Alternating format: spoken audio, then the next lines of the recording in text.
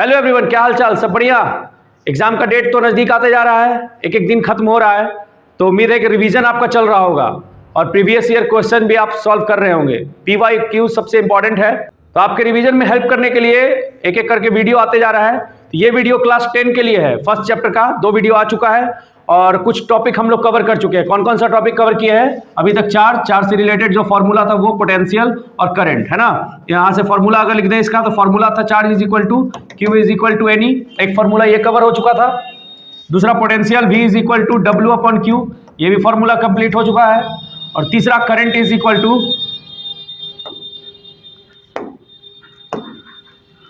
V is equal to W upon Q, और तीसरा current is equal to I is equal to Q by T. ये तीनों complete हो चुका है ना। इसमें इंस्ट्रूमेंट क्या था वो पढ़ चुके हैं, सब चीज कर चुके हैं। आज का जो टॉपिक है इसके बाद का वो है हमारा ओम्स लॉ। ठीक है, चलिए शुरू करते हैं ओम्स लॉ से आज का टॉपिक। ओम्स लॉ है क्या? ओम्स लॉ कहता है कि अगर आपका टेम्परेचर कांस्टेंट है, मतलब आपका नहीं, मतलब वायर का, जिस कंडक्टर में कोई चीज फ्लो हो रहा है, करंट, उस कंडक्टर का कांस्टेंट टेम्परेचर है, टेम्परेचर ना बढ़ रहा है ना घट रहा है, तो उसमें जो करंट फ्लो होगा, है ना, उसमें जो क्या फ्लो होगा, करंट, वो उस कंडक्टर में डायरेक्टली प्रोपोर्शनल होगा किसके? पोटेंशियल डिफरेंस के। पोटेंशियल डिफरेंस क्या होता है? वोल्टेज। पिछले वीडियो को आप देख सकते हैं। तो पोटेंशियल डिफरेंस के डायरेक्टली प्रोपोर्शनल कौन होगा? करंट। ठीक है, और पोटेंशियल डिफरेंस कहां होगा? Across the end of conductor. मतलब मान लीजिए ये हमारा वायर है, क्या है ये? वायर। इस वायर में एक एंड है A, एक एंड है B। ए का वोल्टेज, यहां का वोल्टेज मान लीजिए VA, यहां का वोल्टेज मान लीजिए VB। तो पोटेंशियल डिफरेंस क्या हो जाएगा? यहाँ पोटेंशियल डिफरेंस हो जाएगा VB माइनस VA। जो भी बड़ा होगा उसमें से छोटा वाला को हटा देंगे, ये हो गया पोटेंशियल डिफरेंस। तो इस कंडक्टर में जो पोटेंशियल डिफरेंस है, जिसको हम लोग V लिखते हैं, डेल्टा V लिखते हैं, तो V यहां पर लेके चलेंगे। V यहां से यहां तक का डिफरेंस V है। ठीक है, तो जो V होगा और जो I होगा उसके बीच में रिलेशन बताता है कौन? Ohm's law. वोल्टेज और करंट के बीच में जो रिलेशन बताता है वो कौन लॉ है हमारा? वो है हमारा ओम्स लॉ। क्या कहता है? इसमें आपका करंट कितना तेजी से फ्लो होगा, इसमें करंट कितना तेजी से फ्लो होगा, मतलब current is directly proportional to V। Statement, उसके बाद ये topic, current is directly proportional to V। इसको हम लिख सकते हैं V directly proportional to I। अब आपको पता होगा, 9 में भी पढ़े हैं, यहां भी पढ़े हैं कि प्रोपोर्शनलिटी जब हटता है तो एक कांस्टेंट आता है। तो V is equal to, constant एक आया, कांस्टेंट कौन था? R। तो V is equal to RI, ये एक फॉर्मूला बन गया। अब यहां से V पोटेंशियल डिफरेंस है, I करंट है, और R क्या है? तो R एक कांस्टेंट है ना। R एक कांस्टेंट है जिसका नाम रखा गया रेसिस्टेंस। तो R क्या हुआ? रेसिस्टेंस हो गया। R को डिफाइन कैसे करेंगे? तो R बराबर है फॉर्मूला, R बराबर यहीं से डिफाइन हो जाएगा, R is equal to, R को यहां छोड़ दीजिए, इधर है V, इधर है I, तो V अपॉन I। मतलब रेसिस्टेंस जो होता है वो वोल्टेज, पोटेंशियल डिफरेंस और करंट के रेशियो को कहते हैं R। R क्या है? रेसिस्टेंस। यहां तक सही है। बाद में R को और डिफाइन किया गया, R के बारे में और पढ़ा गया, तो उसके लिए अलग सा टॉपिक आएगा। पहले ओम्स लॉ समझ में आ गया। इस टेम्परेचर, इसका टेम्परेचर चेंज नहीं होना, तार का टेम्परेचर ना बढ़ना चाहिए ना घटना चाहिए। तो ये तभी होगा जब करंट बहुत कम रहेगा, वो बात का बात है। तो कांस्टेंट टेम्परेचर पे करंट जो होगा वो फ्लो होगा, वो डायरेक्टली प्रोपोर्शनल पोटेंशियल डिफरेंस। ये हो गया 3 लाइन, यहाँ R रेसिस्टेंस हो गया, R इज इक्वल टू हो गया V बाई I। ठीक है, यहाँ तक। तो V का यूनिट क्या होता है? वोल्ट, और नीचे होता है एम्पियर, वोल्ट बाई एम्पियर। इसी को आगे चल के कहा गया ओम। क्या कहा गया? ओम। इसका सिंबल रखा गया ये ओमेगा। ठीक है, यहाँ तक आगे बढ़ते हैं। अगला टॉपिक है हमारा ग्राफ ऑफ V और I और V का ग्राफ। तो उसके लिए हमको चाहिए 2 एक्सिस, एक एक्सिस, 2 एक्सिस, इधर X एक्सिस, इधर Y एक्सिस, X Y।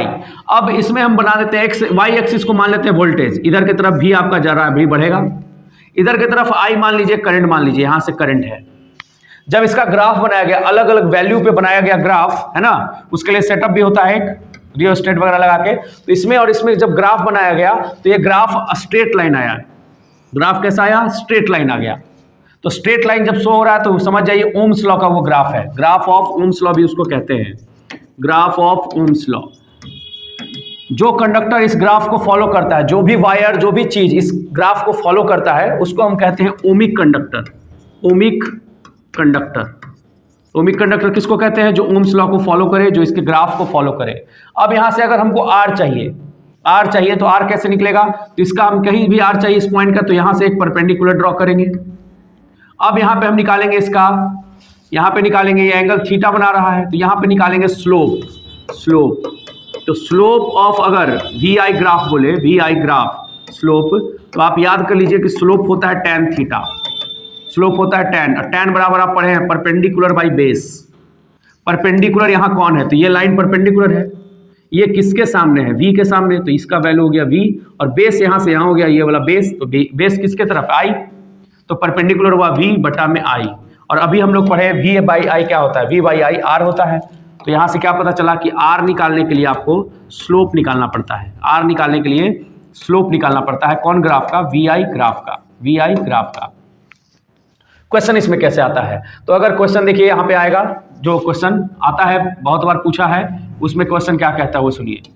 अगर इधर v है, एक ग्राफ यहाँ से ऐसे दिया हुआ है कि ग्राफ ये जा रहा है, यहाँ वैल्यू है मान लीजिए 2 वोल्ट, 3 वोल्ट, 4 वोल्ट, 5 वोल्ट, इधर का वैल्यू है यहाँ पे, यहाँ दिया हुआ है मान लीजिए 2 ampere, 3 ampere, 4 ampere, 5 ampere, 6 ampere. इधर वोल्टेज रहेगा थोड़ा ज़्यादा, वोल्टेज ज़्यादा रहता है, 20, 30, 40, 50 ऐसे वोल्ट में दिया है v, और इधर i। पूछा कि बताइए r कैसे निकलेगा, इसमें r निकालो, calculate find r, calculate r find r, दो या कोई भी चीज़ पूछा इसमें r ही पूछेगा आपसे, तो कैसे निकलेगा वो r निकलेगा कैसे, तो यहाँ से क्या करेंगे, हम लाइन ड्रॉ करेंगे, इसके सामने से यहाँ से वैल्यू लेंगे, 2 वैल्यू, तो मान लीजिए ये 4 पे आके निकला, यहाँ से 2 वैल्यू 3 वैल्यू कोई भी ले लीजिए, 2 ले लेते हैं वैल्यू, तो यहाँ क्या 2 मिला। अब इन दोनों वैल्यू को हमको r निकालने के लिए ऊपर में याद कर लीजिए delta v by delta I, delta v by delta I, graph से ये बनेगा तब। डेल्टा v कैसे निकलेगा, तो 2 वैल्यू यहाँ बताइए, यहाँ का a पॉइंट का और b पॉइंट का 2 वैल्यू बताइए, तो इसका कोऑर्डिनेट क्या आप निकालेंगे, कोऑर्डिनेट पहले क्या लिखते हैं, x एक्सिस फिर y एक्सिस, तो 4 और 40, 4 और 40, जिसमें 4 क्या है i है, 40 क्या है v है। यहाँ का कोऑर्डिनेट बताइए, तो यहाँ का कोऑर्डिनेट आपको क्या दिख रहा है, ये कोऑर्डिनेट आपका यहाँ से 2 हो गया और यहाँ से कोऑर्डिनेट हो गया 20, तो हम निकालेंगे डेल्टा v। डेल्टा v कैसे निकलेगा, माइनस करके, डेल्टा v कौन है यहाँ, 40 एक है और एक है 20, तो हम क्या किए 40 में से 20 घटा दिए। दूसरा i है, तो i कैसे निकलेगा, तो 4 में से 2 घटा दिए, डेल्टा मतलब चेंज, डेल्टा मतलब चेंज, तो 4 में से क्या घट गया 2, 4 माइनस 2, यहाँ आ गया 20 बाई 2, कितना आया 10, 10 ओम हमारा r हो गया, 10 ओम क्या हो गया r। तो ये था आपका ग्राफ और ग्राफ से रिलेटेड क्वेश्चन। अगला क्वेश्चन है, अगला टॉपिक है, क्वेश्चन है, टॉपिक है रेसिस्टेंस। रेसिस्टेंस क्या है, तो रेसिस्टेंस आपको पता है, रेसिस्टेंस जो है, जो ऑपोजिशन होता है ना, द ऑपोजिशन, इसका डेफिनेशन है the opposition offered to the flow of किसको रोकता है चलने से, करंट को, करंट मतलब इलेक्ट्रॉन को, इज कॉल्ड क्या कहेंगे, रेसिस्टेंस। मतलब एक वायर है, जैसे एक वायर है, मान लीजिए यहाँ वायर है और इस वायर में कोई करंट जाना चाह रहा है, तो वायर अगर ये कॉपर का है, एल्यूमिनियम का है, गोल्ड का है, सिल्वर का है, तो ये अलाउ करेगा कि चाहो भाई करंट जा सकता है, करंट जा सकता है, ए पॉइंट से कहाँ जा सकता है, करंट बी तक। क्या ये 100% करंट को जाने देगा, नहीं, कुछ करंट को ये रोकेगा भी, लेकिन रोकने का इसका ताकत जो है, रोकने का जो क्षमता है, टेंडेंसी है, बहुत कम है। किसके कंपैरिजन में, वहीं अगर हम एक वायर ले लें टंगस्टन का, किसका वायर ले लें, टंगस्टन का वायर ले लें, एक प्लास्टिक ले लें, पतला सा प्लास्टिक का रॉड ले लें, है ना, एक लकड़ी ले लें, कोई भी रॉड ले लें, लकड़ी का एक टुकड़ा ले लें, वुड हो गया, प्लास्टिक हो गया, टंगस्टन हो गया, ठीक है। तो ये करंट अलाउ करेगा, जाने देगा ये करंट, लेकिन बहुत ज़्यादा ये करंट को रोकेगा भी और जाने भी देगा। जाने ज़्यादा रोकेगा कि ज़्यादा जाने देगा, तो ये रेसिस्ट करेगा, अपोजिशन इसका ज़्यादा होगा, करंट रोकने का क्षमता इसका हाई रहेगा, और जिसके कारण ये क्या होगा, रेड हो जाएगा, पूरा गर्म हो जाएगा। नाइक्रोम वायर भी यही करता है, खाना बनाने वाला जो हीटर होता है वो लाल क्यों हो जाता है, क्योंकि वो करंट को जाने दे रहा था लेकिन बहुत ज़्यादा रोक भी रहा था, ठीक है। तो जो करंट ज़्यादा रोक रहा है, या मतलब जो प्रॉपर्टी है करंट रोकने का, प्लास्टिक बिल्कुल करंट को नहीं जाने देगा, यहाँ से यहाँ बिल्कुल नहीं पहुँचने देगा, यहाँ करंट दीजिए, यहाँ टच कीजिए, करंट नहीं लगेगा, ये करंट बिल्कुल नहीं जाने देगा लकड़ी, अगर ड्राई है, सूखा हुआ है तो क्या सीखे, ये सब करंट को रोक रहा है, ये भी रोका, ये भी रोका, कोई ज़्यादा रोका, कोई कम रोका, तो ये जो करंट रोकने का जो गुण है, क्षमता है, उसको हम कहते हैं रेसिस्टेंस, ठीक है। रेसिस्टेंस क्यों होता है, तो आप 12 में पढ़िएगा कि रेसिस्टेंस होता है इसके इलेक्ट्रॉन के टकराने के कारण। इसमें इलेक्ट्रॉन टकराता है आपस में, इलेक्ट्रॉन जो है क्या होता है, कोलाइड करता है, चलते चलते, जैसे मान लीजिए इसको ए से इलेक्ट्रॉन को जाना है बी की तरफ, तो इलेक्ट्रॉन आपस में कोलाइड करेगा, इसका जो डायमेंशन है, इसका जो लेंथ है, इसका जो बाउंड्री है, उससे भी कोलाइड करेगा, और इसमें बिल्कुल इलेक्ट्रॉन सब बंधा हुआ है, इसमें फ्री इलेक्ट्रॉन है, इसमें फ्री इलेक्ट्रॉन नहीं है, तो जिसमें फ्री इलेक्ट्रॉन है ज़्यादा नंबर है तो उसका रेसिस्टेंस कम है, नहीं है तो उसको गुड कंडक्टर बोलते हैं और इसको बैड कंडक्टर बोलते हैं। यहाँ तक सही है? तो आर क्या है? आर क्या समझे? आर मतलब जो करंट को रोके, करंट के रोकने का जो गुण होता है उसको क्या कहते हैं हम लोग? रेसिस्टेंस। सिंबल क्या है इसका? सिंबल, तो करंट रेसिस्टेंस का सिंबल है आर, रेसिस्टेंस का सिंबल है आर। अब ये रेसिस्टेंस डिपेंड किस पे करता है? तो रेसिस्टेंस जो है 4 चीज पे डिपेंड करता है। पहला लेंथ ऑफ कंडक्टर पे, दूसरा क्रॉस सेक्शन एरिया मतलब थिकनेस पे, टेम्परेचर पे और नेचर ऑफ मटेरियल पे। आइए देखते हैं कैसे कैसे। तो एक्सपेरिमेंट से पता चला, जब एक लंबा तार लिया गया और एक सेम थिकनेस का छोटा तार लिया गया तो इसका रेसिस्टेंस पाया गया कि इसका रेसिस्टेंस ज़्यादा होता है, इसका रेसिस्टेंस कम होता है। तो क्या पता चला है कि आर जो है वो डायरेक्टली प्रोपोर्शनल, लेंथ बढ़ने से रेसिस्टेंस बढ़ रहा है, लेंथ घटने से रेसिस्टेंस घट रहा है, तो resistance is directly proportional to length of the conductor. L हो गया, L for length of conductor. फिर दूसरे एक्सपेरिमेंट में देखा गया कि एक तार लिया गया मोटा और एक तार लिया गया पतला और दोनों का लेंथ इस बार फिक्स रखा गया, दोनों कॉपर का, दोनों एल्यूमिनियम का सेम सेम रखा गया। तो जब देखा गया कि जब थिकनेस बढ़ रहा है, क्रॉस सेक्शन एरिया किसको कहते हैं? ये वाला जो एरिया होता है इसको क्रॉस सेक्शन एरिया कहते हैं। तो जब एरिया बढ़ रहा है तो रेसिस्टेंस उसका देखा गया कि कम है। जब पतला तार लिया गया उसका रेसिस्टेंस देखा गया कि ज्यादा है, पतला तार का रेसिस्टेंस ज्यादा, मोटा तार का रेसिस्टेंस कम। तो इसका मतलब एरिया बढ़ने से रेसिस्टेंस घट रहा है, उल्टा उल्टा हो रहा है। तो आर इनवर्सली प्रोपोर्शनल है किसके? एरिया, क्रॉस सेक्शन एरिया के। दो चीज पता चला। टेम्परेचर और नेचर ऑफ मटेरियल पे भी पता चला, लेकिन इसका टॉपिक आपको 12 में मिलेगा, वहां फॉर्मूला आएगा अलग चीज, ठीक है? तो वहां अलग पढ़ेंगे। ये दो के लिए हमारे पास फॉर्मूला है, तीसरा के लिए फॉर्मूला 11 नहीं 12 में है, तो वहां देखेंगे। फिलहाल दो के लिए है, दोनों को कंबाइन करेंगे। दोनों को जब कंबाइन करेंगे तो क्या आएगा? R directly proportional L by A. Proportionality हटेगा तो एक कांस्टेंट आएगा, और कांस्टेंट कौन है? तो कांस्टेंट है ये सिंबल, इसको बोलते हैं रो। क्या बोलते हैं इसको? तो रो एल बाई ए। एक फॉर्मूला आया R is equal to rho L by A. R को पढ़ रहे हैं रो, इसको पढ़ रहे हैं रो। रो मतलब क्या हुआ? तो रो मतलब होता है resistivity, resistivity of material, resistivity of material. जो हम अभी पढ़े थे 4 नंबर में नेचर ऑफ मटेरियल, वही नेचर ऑफ मटेरियल है यहाँ रो, आर है।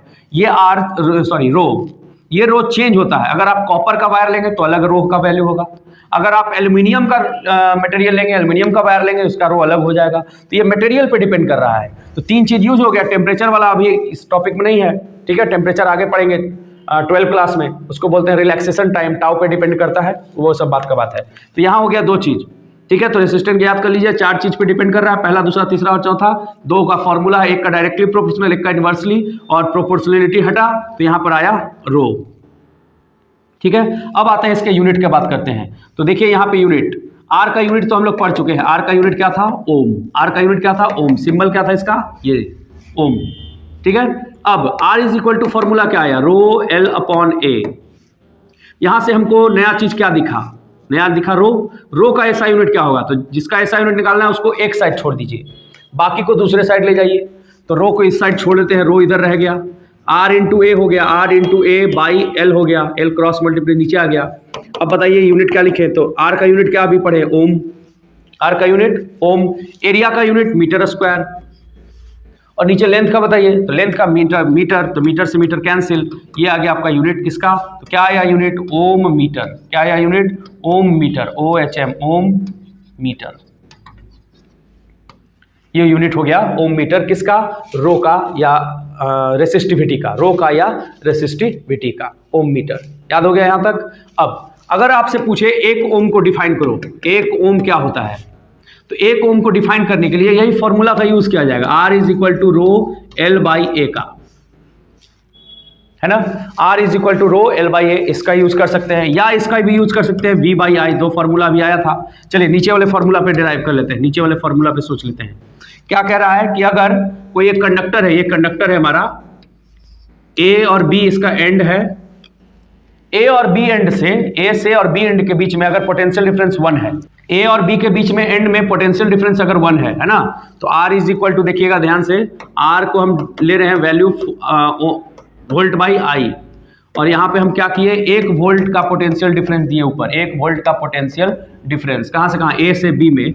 और उस समय करंट है नीचे, 1 एम्पियर करंट अगर फ्लो हो जाए, 1 एम्पियर यहाँ से यहाँ फ्लो हो जाए, 1 वोल्ट का पोटेंशियल डिफरेंस दिए। मान लीजिए यहाँ पे हमारे पास 100 वोल्ट है और इस एंड पे 101 वोल्ट है, तो बताइए डिफरेंस कितना हुआ? 1 वोल्ट। 1 वोल्ट पोटेंशियल डिफरेंस में अगर 1 एम्पियर करंट फ्लो हो जाए, इसी को कहते हैं, तब ये करंट रोकेगा भी, जाने भी देगा, रोकेगा भी। जितना करंट ये रोकेगा उसी को कहेंगे 1 ओम। तो क्या डेफिनेशन बना यहां कि जब the opposition offered by a conductor if potential difference of 1 volt is applied and current of 1 ampere flows through it is called, क्या कहेंगे इसको, 1 ओम। ठीक है, तो यहां से याद करना है आपको, R बराबर रो L बाई एक फॉर्मूला, रो बराबर क्या आ जाएगा, RA बाई L दूसरा फॉर्मूला, इसी से रिलेटेड ये फॉर्मूला। यहां से यूनिट याद कर लेना है ओम मीटर। 1 ओम को डिफाइन करने बोला तो वोल्ट फॉर्मूला लगाएंगे, R इज इक्वल टू क्या है formula, V by I. V को कर लेंगे 1 वोल्ट, एम्पियर को कर लेंगे 1 एम्पियर, दोनों 1 कट के तो 1 लाना है तो 1 आ जाएगा। तो अब इसको डिफाइन कर लेंगे क्या कि अगर हम 1 वोल्ट का पोटेंशियल डिफरेंस दें एक तार में और उसके थ्रू 1 एम्पियर का करंट फ्लो हो, तो उस समय जो करंट वो तार रोकेगा उसी को कहेंगे 1 ओम। ये हो गया उसका डेफिनेशन। ठीक है, इसके बाद है रेसिस्टेंस के लिए बहुत सारा न्यूमेरिकल। देखिए न्यूमेरिकल का टाइप क्या है ना। रेसिस्टेंस से रिलेटेड हम लोग देखेंगे यहाँ पर न्यूमेरिकल, क्या क्या न्यूमेरिकल है वो सुनते जाइए। तो रेसिस्टेंस में देखेंगे कि अगर एक वायर है, क्या है, वायर, और अगर इसके एरिया को सेम रखते हुए, एरिया को हम चेंज नहीं कर रहे, ए फिक्स है, ए क्या है यहाँ पर फिक्स है, याद कर लीजिएगा ए फिक्स है, लेकिन लेंथ जो है, लेंथ चेंज हो रहा है। लेंथ क्या हो रहा है, चेंज।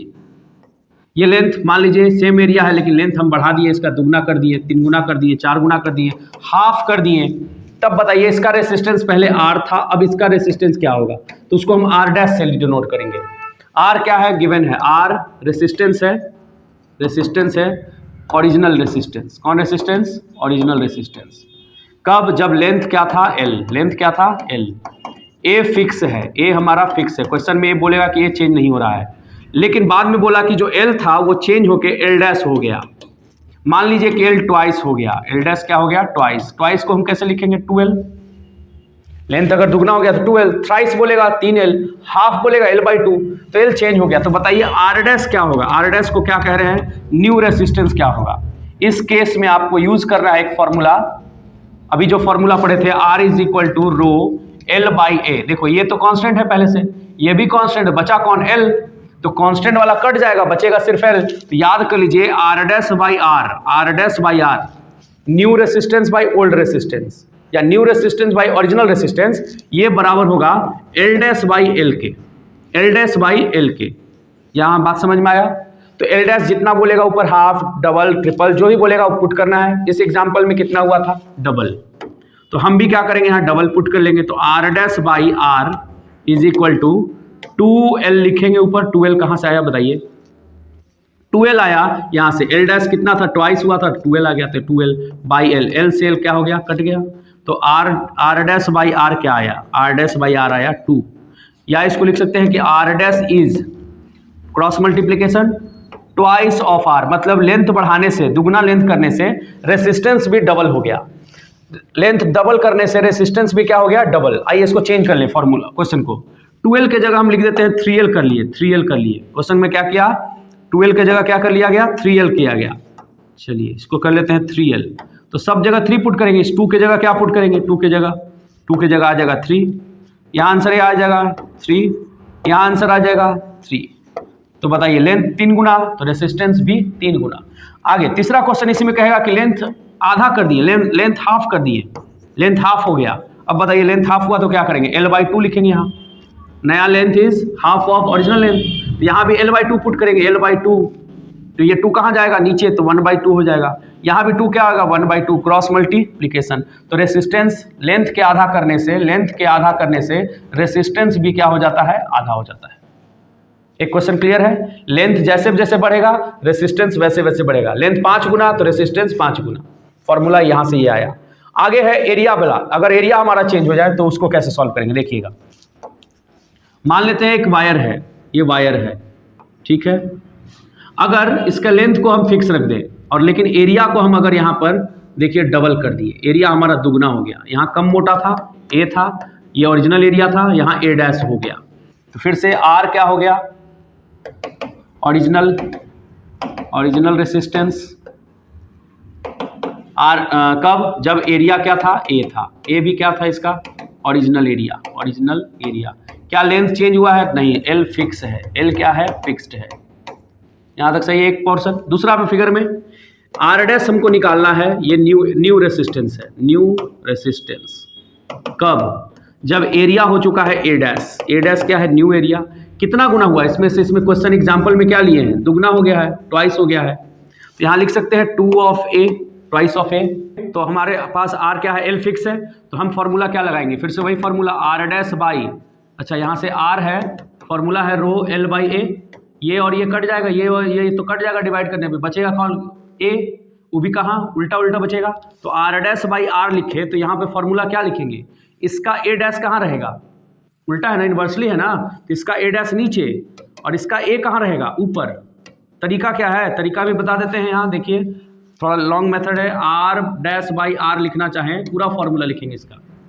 पूरा फॉर्मूला क्या होता है, R is equal to rho L by A, L तो वही है, सेम है, लेकिन एरिया आ गया ए डैश। इसका फॉर्मूला बोलिए ओरिजिनल वाले का, तो रो मटेरियल तो चेंज नहीं हुआ है, मटेरियल चेंज नहीं तो दोनों का रो सेम, लेंथ भी चेंज नहीं हुआ तो दोनों का एल भी सेम, और एरिया यहाँ क्या लिखेंगे, ए, रो से रो कट गया, एल से एल कट गया, दोनों कट गया, तो आर डैश बराबर क्या आया, आर डैश बाई आर बराबर ए। चौथा नंबर पे 1 2 3 4 ए चला जाएगा ऊपर और ए डैश कहाँ आ जाएगा, नीचे। इसी को हम डायरेक्ट यहाँ बता दिया आपको, R dash by R is equal to A by A dash. अब इसमें वैल्यू पुट करेंगे, क्या वैल्यू करना था, एरिया क्या हो गया था, डबल, तो लिखेंगे यहाँ से R dash by R is equal to A की जगह ए लिखेंगे, ए डैश क्या है, ट्वाइस ऑफ ए है, ट्वाइस ऑफ ए से कैंसिल हो गया, तो R dash by R is equal to क्या आया, 1/2 आया।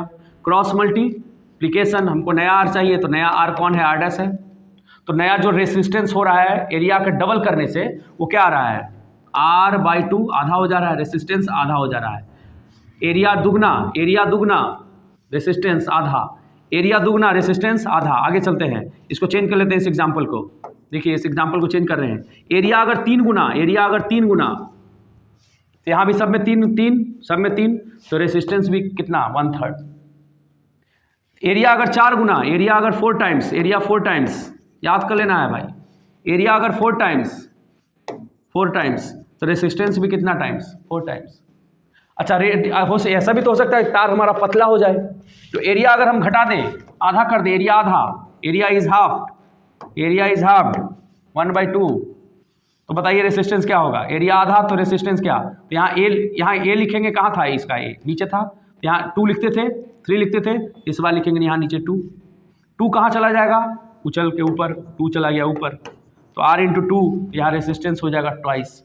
क्या सीखे, एरिया आधा हुआ, एरिया घटा तो रेसिस्टेंस बढ़ गया। अगर एरिया 1/3 हो गया, 1/3, यहाँ भी 3 लिखेंगे, ये भी 3 आएगा, यहाँ भी 3 हो जाएगा, मतलब 3 टाइम्स हो गया।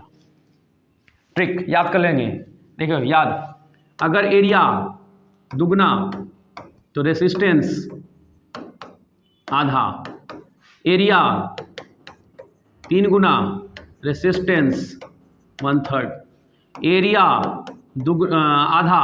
आधा रेसिस्टेंस दुगना।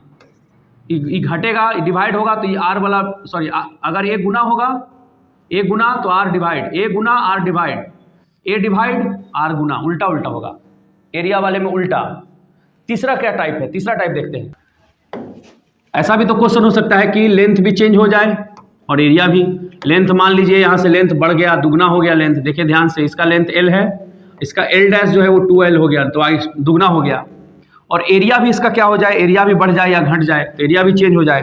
तो मान लेते हैं कि इसका एरिया जो है हम क्या कर दिए, एरिया डबल कर दिए, एरिया भी बढ़ा दिए। इस बार ए नहीं रहा, इसका एरिया ए था, यहाँ लेंथ L था, लेंथ इसका 2L हो गया, और एरिया भी यहाँ पर हम मान लेते कर देते हैं A डैश 3 गुना हो गया, 3 एरिया हो गया।